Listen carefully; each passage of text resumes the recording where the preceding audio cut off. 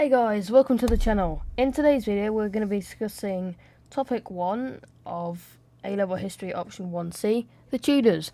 So this is a part 2 from yesterday's episode, the start of the topic, Henry VII's Consolidation of Power. This is part 2 where we're going to be discussing threats to the throne. As you can see, great image here. Influences.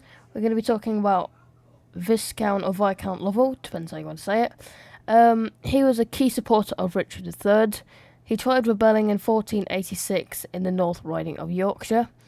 Doing this, he was accompanied by the Staffords, who were also raising support in the Yorkist area of the Midlands. However, the Staffords were executed and Lovell escaped, so this ultimately failed. We're going to talk about Margaret of Burgundy now.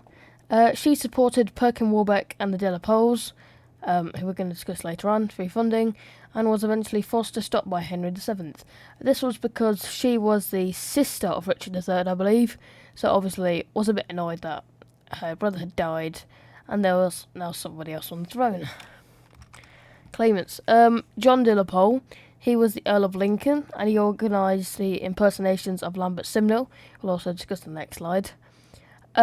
He was killed at the Battle of Stoke in 1487, along with the other rebels that were trying to dethrone Henry.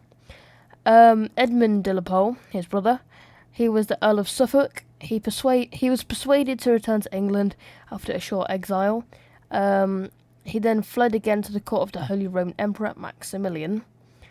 Maximilian then gave up Suffolk under the Treaty of Windsor in 1506, and as a result, Suffolk was imprisoned in South London. You may be asking, how were the De la Poles claim to the throne? These were Yorkists who, obviously if they're Yorkists, they have a claim to the throne, and then we're trying to fight for it. Pretenders. Perkin Warbeck. Okay, I'm going to give you a little background information. There were missing princes in the Tower. These were the nephews of Richard III.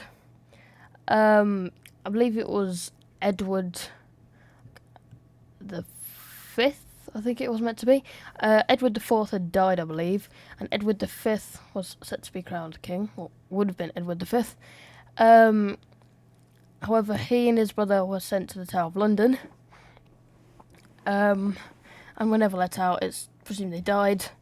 So Perkin Warbeck tried impersonating Richard, Duke of York, which was one of the missing princes in the Tower, in 1491.